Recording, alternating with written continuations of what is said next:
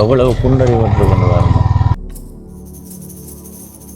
கடற்கரை பக்கம் முழுவதுமா பத்தைக்காடாக தான் இருக்குது. இது காங்கேசன் பர்த்தரைக்கும் முதிய ரோடு சனக்குறவால எப்படி இருக்கு. 24 வருஷம் மட்டும் இருந்தான். நேற்று இரவு முழுவதுமான நித்திரையே கொள்ளையில இதுக்குள்ள இருந்தா நல்ல நித்திரை தான் பெருமா.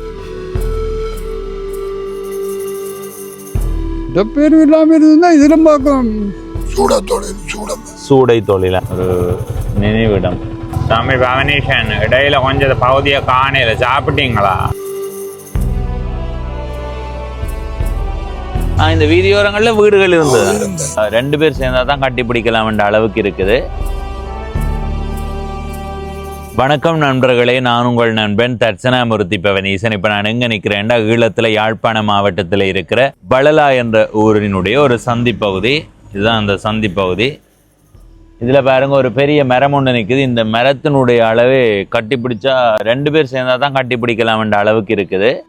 நாங்கள் ஏற்கனவே இந்த பகுதியில் வந்து தான் ஒரு காணொலியை நிறைவு செய்த நாங்கள். ஒரு காணொலியில் முழுவதையும் அடக்கலாம் என்று யோசித்த நாங்கள் பயணம் செய்து வரும்போது இந்த இடத்துல வந்து 2 பெரியவர்கள் இருந்தார்கள். அப்போ அதில் ஒரு பெரியவர் எங்களோட நிறைய தகவல்களை பகிர்ந்து கொண்டார். அவரோட அதிர்ச்சி கொண்டிருக்கும் போது திடீரென்று மழை வந்தது. அந்த இடத்தோட நிறுத்தி கொண்டோம். அடுத்த நாள் பிறகு காங்கேசன்துறை சந்தியில இருந்து பயணம் செய்து வரும்போது மயிலிட்டி என்ற இடத்துக்கு வரும்போது காணொலி பதிவு செய்ய முடியாமல் போனது. ஏனென்றா திரும்பவும் மழை வந்துட்டுது. அதனால் அந்த 2வது காணொலியை அந்த இடத்தோட நிறைவு செய்தோம். அடுத்தது 3வது காணொலியிலேயும் 2 பேர் கதைச்சது கொஞ்சம் நீளமாக வந்ததால் மேலதிகமாக பயணம் செய்ய முடியல. 3வது காணொலியில் நாங்கள் மயிலிட்டியில் இருந்து பலாலி சந்தி வரைக்கும் வந்திருந்த நாங்கள். அப்போ பலாலியில இருந்து இப்போ நாங்கள் நிற்கிற இடம் வரைக்குமான அந்த வீதி பகுதி எப்படி இருக்குன்றதை பார்க்கல. அதனால் இன்றைய நாளில் இந்த காணொலியில் பார்க்க போகிறோம். என்னண்டா சரியான சோர்வாக இருக்கிற மாதிரி தெரியும். உண்மையாக அதுதான். இப்போ நேரம் 9 மணி ஆச்சு. 9 மணி காலை வேளையில். நேற்று இரவு முழுவதுமான நித்திரையே கொள்ளையில். அதனால் கொஞ்சம் சோர்வாக தான் இருக்கும், அலட்டலாகவும் இருக்கும். அதாவது நித்திர வரியில் இருந்து கதைக்க வேண்டியதாக கிடக்குது. என்ன காரணம்னா, ஒரு சில வேலைகள் இருந்ததால் வேலையை முடிச்சு போட்டு சரி நித்திர விடிய கொண்டா பின்னேரம் தான் எழும்புவோம். அப்போ காணொலி பதிவு செய்ய முடியாதல்ல, சரி காணொலியை பதிவு செய்து போட்டு வந்து நித்திர கொள்ளுவோம் என்ற அடிப்படையில் காணொலியை பதிவு செய்ய வந்திருக்கிறேன். இந்த பகுதியில் பாருங்க, ஒரு பெரிய வீடு ஒன்று இருக்குது. கடற்கரை ஓரத்தில் இருக்கிற வீடு. 1வது 2வது 3வது மாடியில் நின்று பார்த்தா அப்படியே கடல் தெரியும். ஆனால் எங்களால் அங்கே போக முடியாது. அதனால் இப்போ இந்த இடத்துல இருந்து எங்களுடைய பயணத்தை தொடங்க போகிறோம். முழுமையாக பார்த்து உங்கள் கருத்துக்களை பகிர்ந்து கொள்ளுங்கள். இதுவரை பவனீசன் என்ற இந்த யூடியூப் சேனலை சப்ஸ்கிரைப் செய்யாதவர்கள் சப்ஸ்கிரைப் செய்து பக்கத்தில் இருக்கிற மணிபத்தன் பெல் ஐக்கானை அழுத்தி நின்றுங்களா. அப்போ தான் நான் போடுற ஒரு காணொலியும் உங்களை வந்து சேரும். இப்போ இந்த இடத்துல இருந்து நாங்கள் 3.2 கிலோமீட்டர் பயணம் செய்தால் பலாலி சந்திக்கு போகலாம். அந்த சந்தி வரைக்கும் தான் போக போகிறோம். போகும்போது நாங்கள் பார்க்குற அந்த காட்சிகளை அவங்களுடைய பார்வைக்கு தாரம். யாராவது வந்தால் அவர்களுடைய கதைப்போம். வாங்க போவோம்.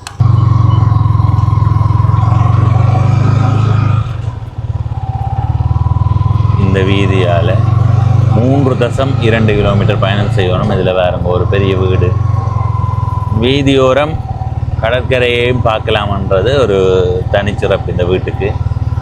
இந்த வீதியினுடைய 2 பக்கத்தையும் பார்த்து கொண்டு வாங்கோ.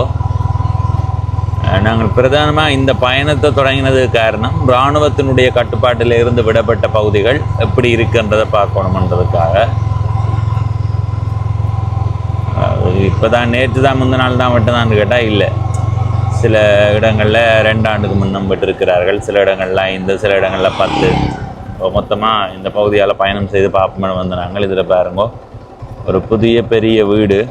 நல்ல வடிவாக இருக்குது வீடு, அமைப்பு நல்லா இருக்குது. இப்போ இந்த மாதிரி பெரிய வீடுகளை திக்காக தான் பார்க்க முடியுது. ஆனால் முந்தி இந்த ஊர் முழுவதுமே பெரிய பெரிய வீடுகள் தான்.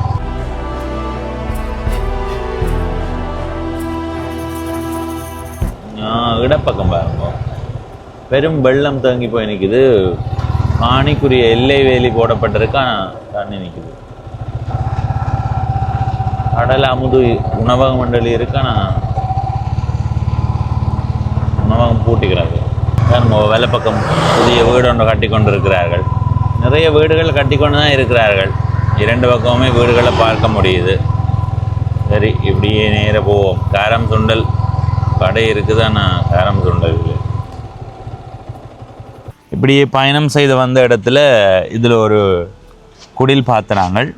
வீதி ஓரத்தில் இந்த காட்சியை பார்க்கும்போதே உண்மையிலேயே அவ்வளவு சிறப்பாக இருக்குது. இதுக்குள்ளே இருந்தால் நல்ல நித்திரை தான் வெறுமான நித்திரை கொள்கிற மாதிரி சூழல்ல இல்லை. ஐயாவோட கதைப்பம் 2 கதை. வணக்கம் ஐயா. என்ன பேர் ஐயாவுக்கு? Joseph Peter. உங்களுடைய ஊர்? நீங்கள் இடம்பெயர்ந்து போனீங்களா? எங்கே இருந்தீங்க? அங்கே எவ்வளோ காலம் இருந்திருப்பீங்க? அங்கே 90 போய் இடம்பெயர்ந்து 24 வருஷம் மட்டும் இருந்தோம். அப்போ 2017 வந்தீங்க. 2017, 18 பிறகு தான் வந்திருக்கிறீங்க. நீங்கள் வரும்போது இந்த வளலா என்ற ஊர் எப்படி இருந்த? நீங்கள் போகும்போது பார்த்த மாதிரியே ஊர் இருந்தது? அப்போ என்னென்ன மாற்றம் இருந்தது? குப்பை படித்தது வண்டிகள் அடிச்சிருந்தோம். இப்போ என்ன மாதிரி இந்த ஊரினுடைய நிலை மாறி இருக்கா? நீங்கள் வரும்போது பார்த்த மாதிரியே இருக்கா இல்லை மாறி இருக்கா? மாறி இருக்கு. என்னென்ன மாற்றம் வந்திருக்கு? இந்த இது வீடுகளை வச்சு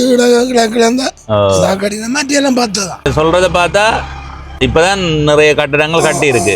நீங்க இங்க இருந்து இடம்பெயர்ந்து போனது 90 அப்படின்னு நினைக்கிறேன். அப்ப 90 சரியா உறுதி 90 தானே? ஏன்னா அங்கால நாங்க கேட்ட வரைக்கும் அவை 90 தான் சொல்லிடும். 90 இங்க இருந்து இடம்பெயர்ந்து போகும்போது இந்த பகுதிகள் இப்படி பத்தை காடா தான் இருந்ததா? அப்ப வீடு மழை இருந்தது. இந்த இந்த மாதிரி பத்தையை நாங்க பாக்குறோம். அப்போ இல்லை. அந்த பத்து அப்போ இதுக்குள்ள எல்லாம் என்ன இருந்தது? அங்கால வீடுகள் இல்லை. இது வழியா கிடந்தோம். இந்த வீதியோரங்கள்ல வீடுகள் இருந்தது.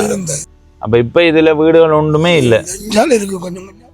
இங்காலதான் கொஞ்சம் கொஞ்சம் வீடுகள் இருக்கு. மற்றபடி முழுமையா பெரிய அளவில் அழிஞ்சு போய் மீண்டும் பெறுது. சரி, அந்த ஐயாவுடைய கதைக்கு போகும். கதை பேர சரி. இதுல இன்னொரு ஐயா வர. ஐயாவுடைய கதைப்போம்.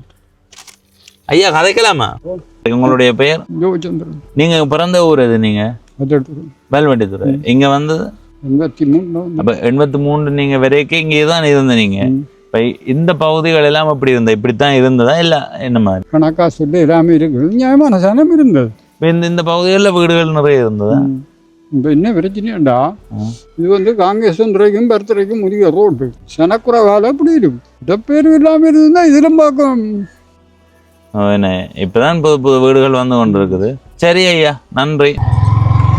சரி, இதில் பாருங்க, ஒரு நல்ல குடில் அமைக்கப்பட்டிருக்குது. உண்மையிலேயே அதுக்குள்ளே இருக்க நல்லா தான் இருக்குது. ஏற்கனவே நித்திர கொள்ளாத நிலையில் பயணம் செய்கிறதால எங்கே நித்திர கொள்ளலான்ற மாதிரி இருக்குது. ஆனால் நான் வாகனம் ஓடும்போது மிக கவனமாக தான் ஓடுறேன், யோசிக்காதீங்க. இதில் வேலை பக்கம் பாருங்க, கடற்கரை பக்கம் முழுவதுமாக பத்தைக்காடாக தான் இருக்குது. அதே மாதிரி இடப்பக்கம் பாருங்கோ, பள்ளமான பாணி. இந்த பகுதியில் என்ன இருந்திருக்குமென்னு எனக்கு தெரியல. இந்த வீட்டையும் பார்த்தீங்களா, பழைய வீடு தான், ஆனால் நல்லா இருக்குது. ஓ, இதில் இருக்கிற அந்த நீர்த்தாங்கியை பாருங்க. நீர்த்தாங்கியில் எவ்வளவு குண்டடி கொண்டு பாருங்க. ஐயோ கடவுள், எவ்வளவு குண்டடின்னு பார்த்தீங்களா? அதில் என்ன எழுதி இருக்குன்னா, சீவியத்தில் என்னை நேசித்தவர்களே, மரணத்திலும் என்னை மறவாதீர்கள். சிங்கராஜர் ஜேசுதாசன் நீதிபதி. ஒரு நினைவிடம். 1986ஆம் ஆண்டு இறந்திருக்கிற. எனக்கு இந்த நீர்த்தாங்கியை பார்க்கத்தான் அனுமதப்பா. சரி, அந்த தூபி தொடர்பாக ஒரு சிலர்கிட்ட கேட்டு நாங்கள், அவர்கள் அதை பற்றி அந்த தெளிவான தகவல்களை எங்களுக்கு சொல்லல. எங்களுக்கும் அதை பற்றி அறிஞ்சு கொள்ளணுமென்ற ஆர்வம் இருக்குது. அதை பற்றி தெரிந்தவர்கள் உங்களுடைய கருத்தை பகிர்ந்து கொள்ளுங்கோ. இதில் இடப்பக்கம் பாருங்கோ, ஒரு புதிய வடிவான வீடு, மதில் அமைப்பு நல்லா இருக்குது. அதே மாதிரி பக்கத்தில் ஒரு வீடு ஒன்று இருக்குது, பழைய வீடு ஒன்று, ஆனால் வடிவாக இருக்குது. இந்த வெள்ளைப்பக்கம் பாருங்க, கடல் நல்லா பக்கத்தில் இருக்குது. 20 மீட்டரும் வராது அதுக்குள்ள.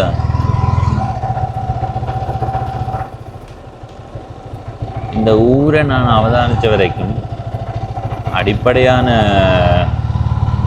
தேவைகளை நிறைவேற்றி வாழ்கிறார்கள் போலத்தான் தெரியுது இந்த இராணுவ மட்டத்துக்கு பிறகு. ஆனாலும் நிறைய பேர் இந்த வளமையான நிலைக்கு இன்னுமே விரையில. இந்த வலப்பக்கம் உதைப்பந்தாட்ட மைதானம். இப்போ நாங்கள் பலாலிக்குள்ளே வந்துட்டோமே. ஏற்கனவே நாங்கள் பார்த்தது வள்ளலாய். பலாலியில் இடப்பக்கம் பார்த்து வந்தோம்.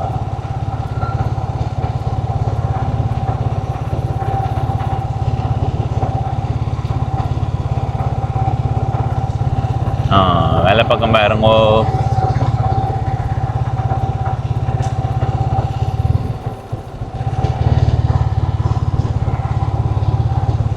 சிலை வைக்கப்பட்டிருக்கிறார்.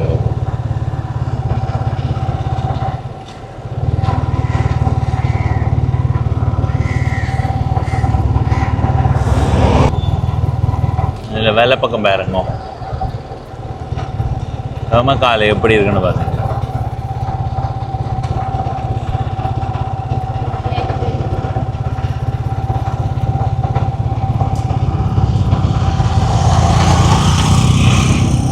சரி, இதில் வெள்ளப்பக்கம் பாருங்கோ. இதில் இருக்கிறது வெளாலி இந்து மயானம். பூங்கா மாதிரி இருக்கப்பா பார்க்க. உண்மையாக அப்படி தான் இருக்கு பார்க்க. இது இடப்பக்கம் பாருங்க. வெளாலி வடக்கு அரசன தமிழ் கிழவன் பாடசாலை.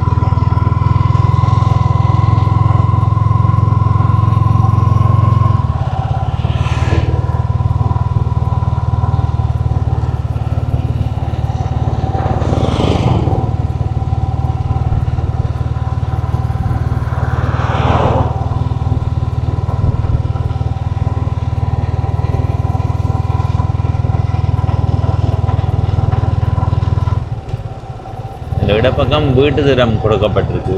தொடர்ச்சியாக பல வீடுகள் கட்டப்பட்டிருக்கு.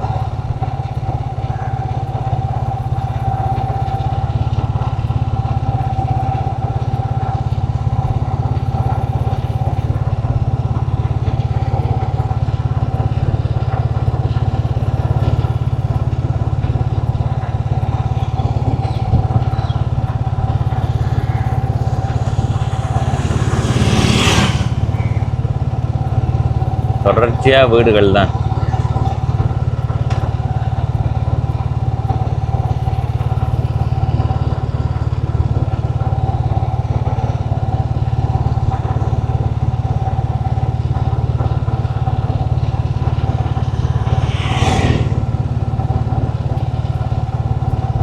இதில் இடப்பக்கம் பாருங்கோ, கிறிஸ்தவ தேவாலயம் உண்டு. நீல வண்ணம் பூசப்பட்டு எவ்வளவு பெருசாக தெரியுதுன்னு.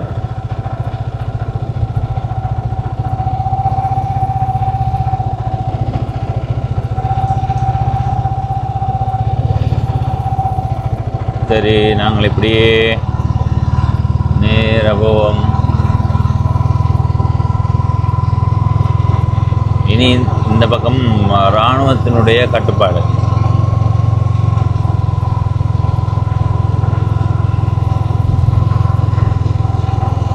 ஒரு குட்டி பயணம் தான் இதை.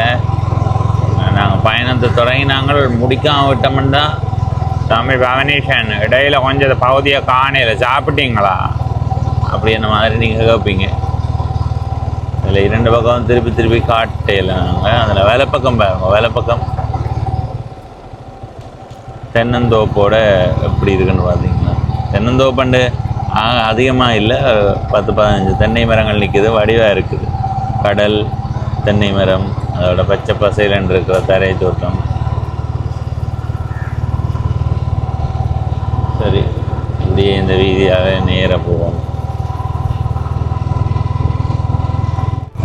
நேற்றைய காணொளி பார்க்காதவர்கள் சென்று பாருங்கோ. நேற்றைய காணொளி நிறைவு செய்தது இந்த பகுதியில் தான். அதனால் இப்போ இந்த காணொளியிலிருந்து விடைபெற போகிறோம். சரி மக்களே, இப்போ இந்த காணொளியில இருந்து விடைபெற போகிறேன். இந்த காணொளி ஒரு குட்டி காணொளியாக இருந்தாலும் இது பதிவு செய்ய வேண்டிய தேவையுடைய காணொளி. என்னென்னா, நிறைய பேர் தொண்டைமானாரிலிருந்து காங்கேசன்துறை போகிறான்னு சொன்னீங்க. இடையில கொஞ்சம் காட்டினீங்க வளராய் வரைக்கும். அதை மாதிரி பலாலி சந்தை வரைக்கும் காட்டினீங்க. அந்த இடைக்குள்ளே இருக்கிறது எங்கே போனது என்ற கேள்வி கேட்பீங்களப்ப. அப்படியான கேள்விகளை தவிர்த்து கொள்றதுக்காக, உங்களை திருப்திப்படுத்துறதுக்காக இந்த பகுதியை ஒரு சின்ன காணொளியாக இருந்தாலும் உங்களுடைய பார்வைக்கு தந்திருக்கிறேன். இந்த ஊர் பற்றி உங்களுடைய கருத்தை பகிர்ந்து கொள்ளுங்கள். இதுவரை பவனீசன் என்ற இந்த யூடியூப் சேனலை சப்ஸ்கிரைப் செய்யாதவர்கள் சப்ஸ்கிரைப் செய்து பக்கத்தில் இருக்கிற மணி பட்டன் பெல் ஐக்கானை அழுத்தி இணைந்திருங்கள். அப்போ தான் நான் போடுற ஒவ்வொரு காணொளியும் உங்களை வந்து சேரும். நன்றி, வணக்கம்.